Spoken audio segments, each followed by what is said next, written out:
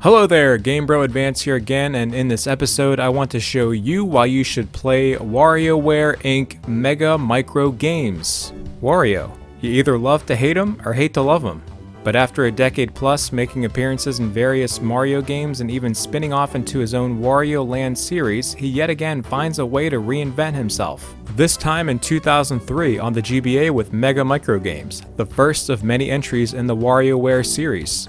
This isn't just a normal Game Boy Advance game though. After a few years into the system's lifespan, we had seen plenty of action platformers, RPGs, and other puzzle games. What WarioWare Inc. brought to the table was a fresh take on portable gaming, really leaning into the pick up and play nature of the handheld.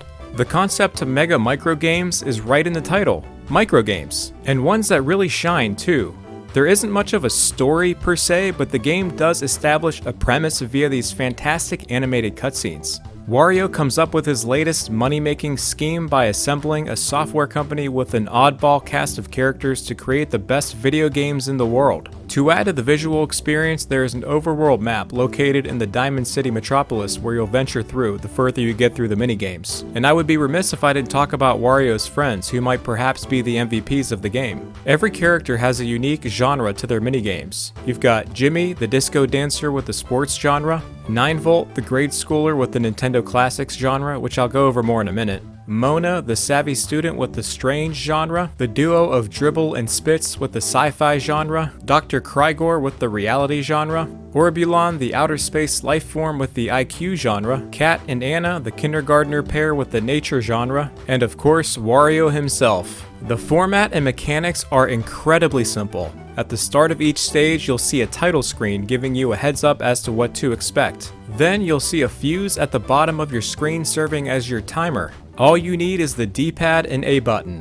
While some minigames will only require one of these buttons, others may require left or right movement and execution. It's a constant shuffle. Per each stage, you'll have 4 lives. After about a dozen or so micro games, you'll finally reach a not-so-micro boss stage. The beauty of WarioWare Inc. is not only in its entertaining microgame approach, but also its wacky and colorful design and aesthetic. With over 200 microgames available, you'll never know what to expect next. And a highlight you'll be sure to appreciate is the countless nods to Nintendo's other classic franchises. There's minigames in reference to F-Zero, Punch-Out, The Legend of Zelda, and various Mario games like Donkey Kong, Super Mario Bros., and Dr. Mario. There's probably others I didn't even catch. Despite being driven entirely by minigames, there's plenty of bonus content to look forward to. You can revisit stages to level them up where the microgames become more difficult and plentiful as you try to extend your success. And of course, there are even more to be unlocked throughout.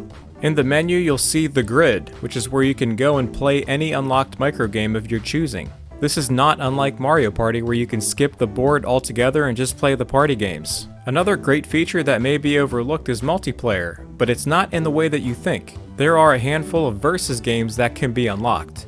Instead of linking up with a friend and second GBA, you can compete by using the L and R buttons on one handheld. Pretty clever.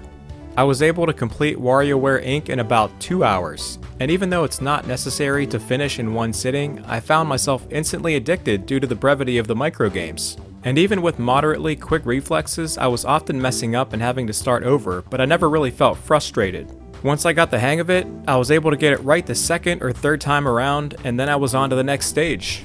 As of today, WarioWare Inc. MegaMicro games is still available on the Wii U eShop, and in my opinion, it's an absolute must-have.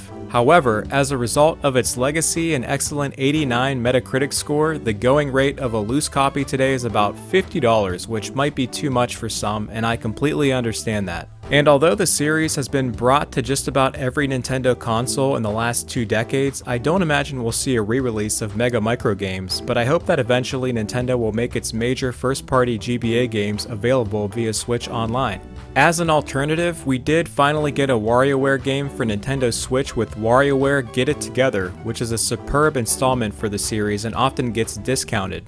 Hopefully you enjoyed this episode. Let me know in the comments if you have a favorite WarioWare game. I'm hoping to eventually do an episode on its sequel, WarioWare Twisted, so stay tuned for that sometime. Until then, thanks for watching.